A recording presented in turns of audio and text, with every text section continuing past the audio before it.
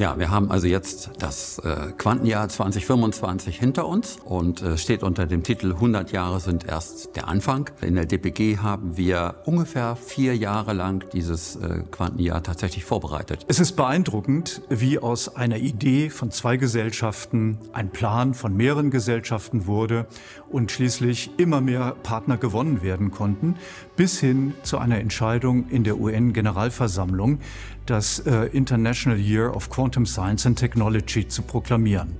In der UN-Generalversammlung waren es schließlich 70 Länder, die insgesamt 5 Milliarden Menschen repräsentieren, die diesen Beschluss gefasst haben. Die DPG führt jedes Jahr eine Menge von Aktivitäten durch, um die Physik innerhalb der wissenschaftlichen Gemeinschaft, aber auch nach draußen vorzustellen. Dazu zählen vor allen Dingen die Frühjahrstagungen, dazu zählen Akademien, dazu zählen Lehrerfortbildungen und viele andere Dinge. Und alle diese Dinge in diesem Jahr 2025 haben wir unter das Oberthema Quantenphysik gestellt. Bei der Umsetzung des Internationalen Quantenjahrs war Deutschland eines der beitragsstärksten Länder weltweit. Die DPG hat dazu einen Veranstaltungskalender ins Leben gerufen, der auf einer Website jede Veranstaltung sammelt von jeder Organisation, die etwas zum Quantenjahr beitragen möchte. Dabei wurden inzwischen über 400 Veranstaltungen in Deutschland eingetragen. Es ist gelungen, in dieser Vorbereitung sehr viele engagierte Mitglieder der DPG für Aktivitäten aller Arten zu gewinnen. Dazu zählen die Quantur. Das ist eine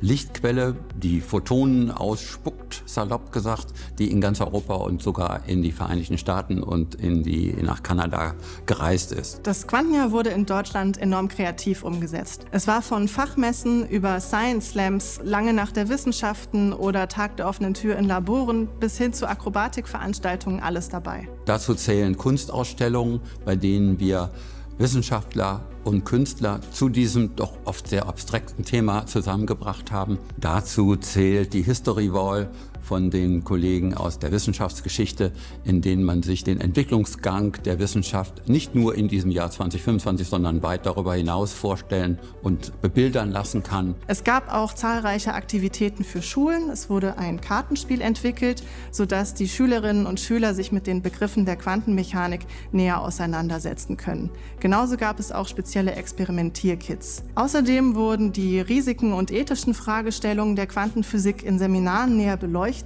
Und es gab auch eine Aktion, bei der Quantenorte in Deutschland vor Ort sichtbar werden konnten, indem sie sich angemeldet haben, um eine Plakette zu erhalten, die dann vor Ort an den Institutionen ausgehängt wird. Im Herbst haben wir dann noch eine Extratagung abgehalten in Göttingen. Göttingen war vor 100 Jahren, kann man sagen, die Hauptstadt in der Physik und vielleicht auch der Mathematik gleichzeitig. Und ein großer Teil dieses Umbruchs in der Quantenphysik ist in diesem Jahr ausgegangen von Göttingen.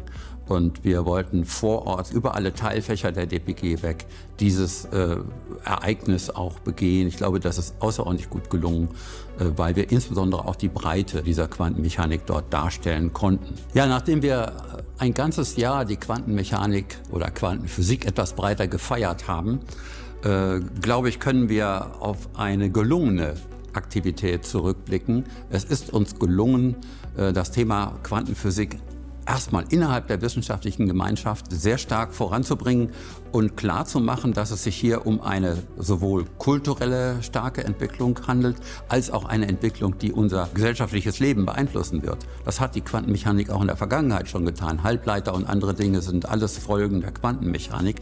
Aber neue Konzepte der Quantenmechanik werden auf der Seite des Computing oder auf der Seite der Sicherheitsarchitekturen noch viele Konsequenzen für unsere Gesellschaft haben. Das haben wir, glaube ich, ganz gut voranbringen können.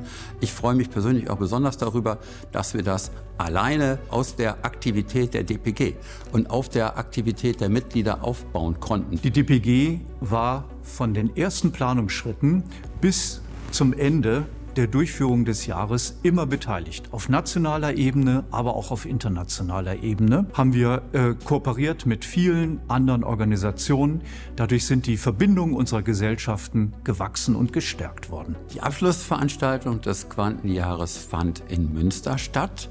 Und bei dieser Gelegenheit haben wir in einem Finale wie in der Musik, in einer Symphonie nochmal alles aufgebauten, was das Quantenjahr zu bieten hatte. Das sind einerseits künstlerische Aktivitäten wie ein Konzert mit einer Uraufführung. Das ist ein Schülerworkshop, das sind künstlerische Darstellungsmöglichkeiten oder wissenschaftliche Vorträge. Das Quantenjahr hat auf diese Art und Weise einen sehr würdigen Abschluss gefunden.